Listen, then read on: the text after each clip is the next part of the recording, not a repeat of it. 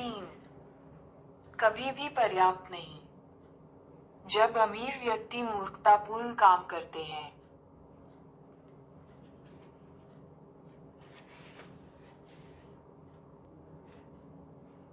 John ल Bogle vanguard के संस्थापक थे, जिनका 2019 में निधन हो गया।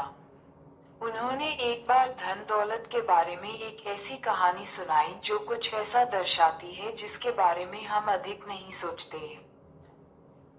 शेल्टर आइलैंड पर एक अरबपति द्वारा दी गई एक पार्टी में कट वोनेगट ने अपने साथी जोसेफ हिल से कहा कि उनके मेजबान, जो एक हेज फंड प्रबंधक था, उसने एक ही दिन में इतने पैसे कमाए हैं जितने हिल ने अपनी अत्यंत लोकप्रिय नॉवल कैच पाइस की पूरी कालावधि में भी नहीं कमाए होंगे। हिल ने उत्तर दिया, हाँ, लेकिन मेरे पास वह है जो उसके पास कभी नहीं होगा। पर्याप्त। पर्याप्त। मैं इस शब्द की सरल वाग्मिता से स्तब्ध रह गया, स्तब्ध, जिसके दो कारण हैं। पहला, क्योंकि मुझे खुद जीवन में बहुत कुछ मिला है, और दूसरा, क्योंकि जोसेफ हिल ने जो कहा वह एकदम सही था। हमारे समाज के एक अंश के लिए, जिसमें हम में से काफी समृद्ध और शक्तिशाली लोग शामिल हैं, आजकल कोई सीमा ही नहीं है जो पर्याप्तता को परिभाषित कर सके। ये कितना तीक्ष्ण है और कितना शक्तिशाली। आइए मैं आपको हमारे पास पर्याप्त न होने के खतरों के दो उदाहरण देता हूँ, और देखते हैं वे हमें क्या सिखा सकते हैं। रजत गुप्ता का जन्म कोलकाता में हुआ, और किशोरावस्था में वे अनाथ हो गए। लोग ऐसे विशेषाधिकृत लोगों के बारे में बात करते हैं जो अपना जीवन थर्ड बेस पर शुरू करते हैं। गुप्ता तो बेसबॉल स्टेडियम भी नहीं देख पाए। उस शुरुआत से आगे चलकर रजत ने जो उपलब्धियां प्राप्त की, वे अद्भुत हैं। लगभग 45 वर्ष की उम्र में गुप्ता मैकिन्से के सीईओ बन गए, जो विश्व की सबसे प्रतिष्ठित कंसल्टिंग फर्म है। वे 2007 में सेवानिवृत्त हुए, जिसके बाद उन्होंने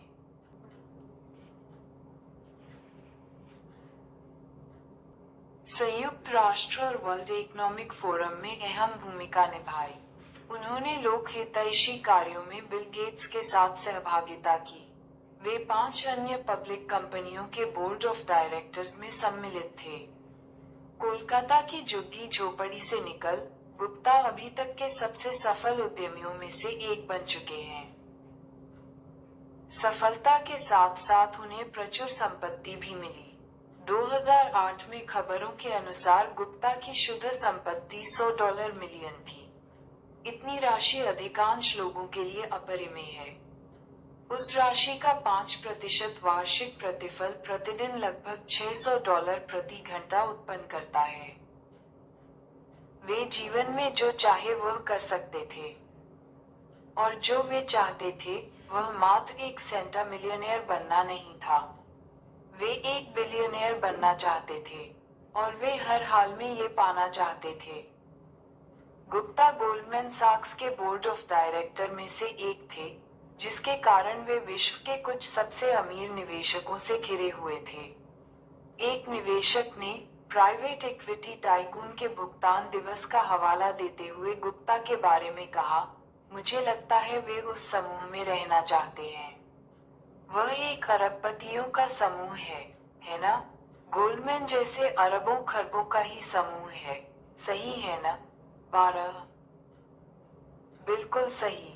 और इस तरह गुप्ता को एक लाभप्रद अन्य काम मिल गया।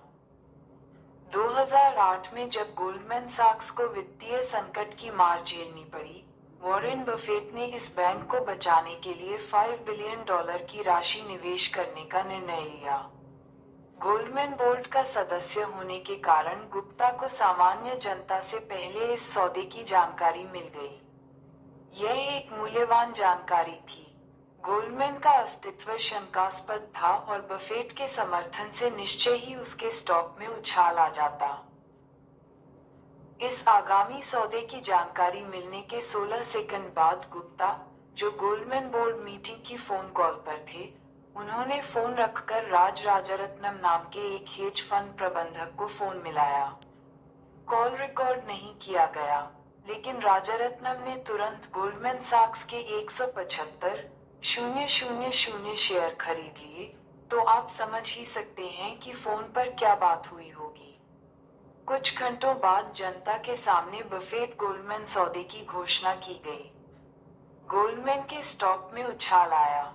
राजारत्नम ने तुरंत $1 मिलियन कमा लिए। यह इस कथित चलन का बस एक उदाहरण है। एसईसी का दावा है कि गुप्ता की भीतरी कमाई से उन्हें $17 मिलियन का लाभ हुआ।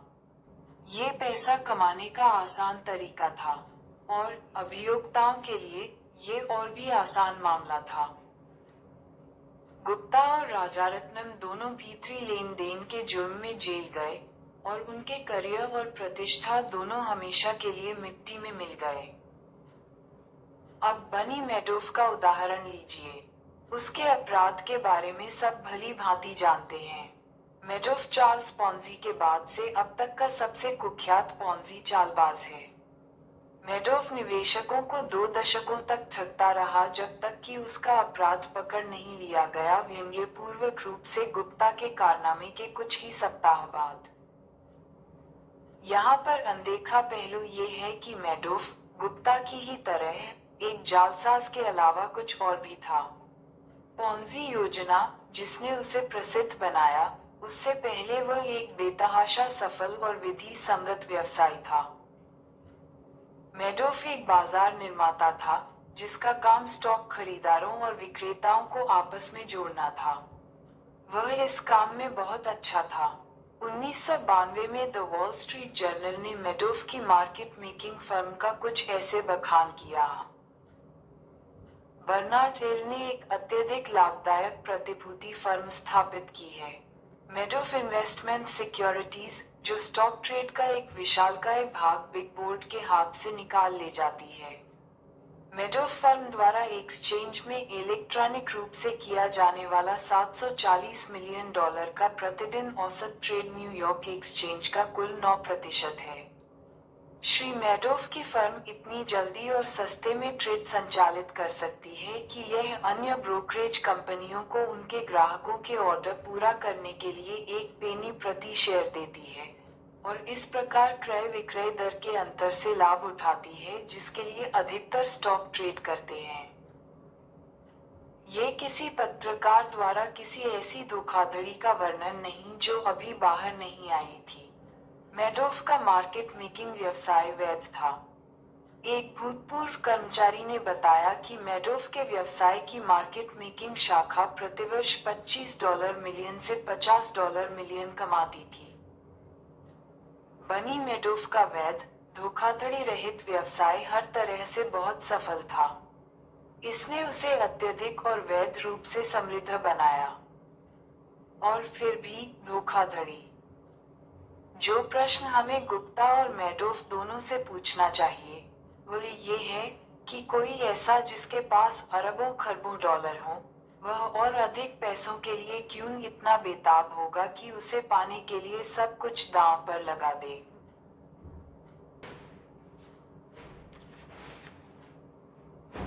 वे लोग जो उत्तरजीविता के लिए संघर्ष कर रहे हों, उनके द्वारा किया गया अपराध अलग बात है।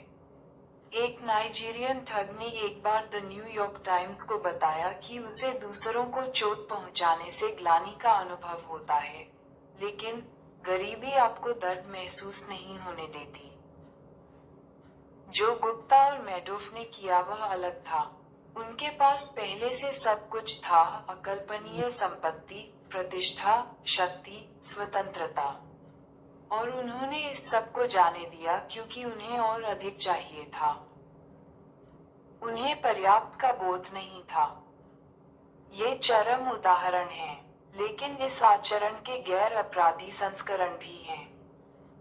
Long term capital management hedge fund में काम कर रहे कर्मचारी व्यक्तिगत रूप से दसों सैकड़ों मिलियन डॉलर के मालिक थे, और उनकी संपत्ति में से अधिकांश उनके खुद के फंड में निवेशित थी। फिर और अधिक पाने की लालसा में उन्होंने इतना जोखिम उठाया कि सब खो बैठे। 1998 में इतिहास की सबसे दृढ़ अर्थव्यवस्था और सबसे अच्छे बुल मार्केट के बीच। वॉरेन बफे ने बाद में इसका इस तरह वर्णन किया। वह पैसा कमाने के लिए, जो उनके पास नहीं था और जिसकी उन्हें आवश्यकता भी नहीं थी, उन्होंने वह सब दांव पर लगा दिया जो उनके पास था और आवश्यक था। और यह मूर्खता है। ये साफ मूर्खता है। जो आपके लिए जरूरी है, अगर आप उसे किसी ऐसी चीज के लिए दांव पर लगाते हैं जो जरूरी नहीं, इसका कोई मतलब नहीं बनता। जो आपके पास है और जरूरी है, उसे किसी ऐसी चीज के लिए दांव पर लगाने का कोई मतलब नहीं जो आपके पास नहीं है और जिसकी आपको जरूरत नहीं। यह एक ऐसी बात है जो उतनी ही प्रत्यक्ष है जितनी की अनदेखी। हम में से शायद ही कभी किसी के पास $100 मिलियन हो, जैसे गुप्ता और मैडोफ के पास थे। लेकिन ये किताब पढ़ रहे लोगों में से कुछ प्रतिशत अपने जीवन के एक पड़ाव पर इतना वेतन अवश्य कमा सकेंगे जिससे वे अपनी हर जायज जरूरत पूरी कर सकें, और साथ ही उसमें से भी काफी कुछ पा सकें जो वे चाहते हैं। अगर आप उनमें से एक हैं, ये कुछ बातें याद रखें। 1. सबसे कठिन वित्तीय कौशल गोलपोस्ट को चलने से रोकना है। लेकिन ये सबसे महत्वपूर्ण भी है। अगर नतीजों के साथ उम्मीदें बढ़ती रहें तो अधिक पाने की चेष्टा का कोई मतलब नहीं, क्योंकि और अधिक प्रयास के बाद आप फिर वैसा ही महसूस करेंगे। और यह खतरनाक होता जाता है जब ज्यादा का स्वाद ज्यादा पैसा, ज्यादा ताक, ज्यादा प्रतिष्ठा संतुष्टि से ज्यादा महत्वाकांक्षा को बढ़ाता है। उस परिस्थिति में आगे बढ़ाया हुआ एक कदम गोलपोस्ट को 2 और कदम आगे धकेल देता है। आपको लगता है जैसे आप पीछे छूट रहे हैं, और गति बनाए रखने का एकमात्र तरीका और अधिक जोखिम उठाना है। आधुनिक पूंजीवाद 2 चीजों में माहिर है: धन दौलत उत्पन्न करने में और साथ ही ईर्ष्या उत्पन्न करने में। शायद ये दोनों साथ साथ ही पाए जाते हैं। अपने साथियों से आगे बढ़ने का जुनून सफलता का ईंधन हो सकता है, लेकिन पर्याप्त के बोध के बिना जीवन में कुछ मजा नहीं है। खुशी, जैसा कि कहा जाता है, उम्मीदों के बिना नतीजे हैं। 2. यहाँ असल समस्या सामाजिक तुलना है। एक नए बेसबॉल खिलाड़ी के बारे में सोचिए जो प्रतिवर्ष $5 लाख कमाता है। वह, हर परिभाषा से, अमीर है। लेकिन मान लीजिए कि अगर वह उसी टीम के लिए खेलता है जिसके लिए माइक ट्राउट, जिसके पास 12 वर्षीय $430 मिलियन का अनुबंध है। अब तुलना करें तो वह नया खिलाड़ी दिवालिया प्रतीत होगा। लेकिन अब माइक ट्राउट की तरह सोचिए। $36 मिलियन प्रतिवर्ष बेतहाशा धनराशि है। लेकिन 2018 में उच्चतम आय वाले हेज फंड प्रबंधकों को शीर्ष 10 की सूची में आने के लिए $340 मिलियन प्रतिवर्ष कमाना आवश्यक था। ट्राउट जैसे लोग संभवतः अपनी आय की तुलना ऐसे लोगों से करते होंगे। और जो हेज फंड प्रबंधक $340 मिलियन प्रतिवर्ष कमाता है, वह शायद खुद की तुलना शीर्ष 5 हेज फंड प्रबंधकों से करता होगा, जिन्होंने 2018 में कम से कम $770 मिलियन कमाए। वे शीर्ष प्रबंधक वॉरेन बफे के जैसे किसी से प्रेरित हो सकते हैं, जिनकी निजी संपत्ति 2018 में $3.50 बिलियन बढ़ गई। बफेट के जैसा कोई शायद जेफ बेजोस से प्रेरित हो सकता है, जिनकी शुद्ध संपत्ति 2018 में $24 बिलियन बढ़ गई, एक ऐसी राशि जिसका प्रति मिनट भाग अमीर बेसबॉल खिलाड़ी की पूरे साल की कमाई से अधिक है। मुद्दा ये है कि सामाजिक तुलना की छत इतनी ऊंची है कि वस्तुतः कोई इसे नहीं छू पाएगा। जिसका मतलब ये है कि यह एक ऐसी लड़ाई है जिसे कभी जीता नहीं जा सकता, या फिर जीतने का एकमात्र तरीका यह है कि कभी इसे लड़ा ही न जाए। यह मान लेना कि आपके पास पर्याप्त हो सकता है, फिर चाहे वह दूसरों के मुकाबले कम ही क्यों न हो। मेरा एक दोस्त हर साल तीर्थयात्रा पर लास वेगास जाता है। एक बार उसने एक डीलर से पूछा, तुम कौन से खेल खेलते हो और कौन से कसीनो में? डीलर: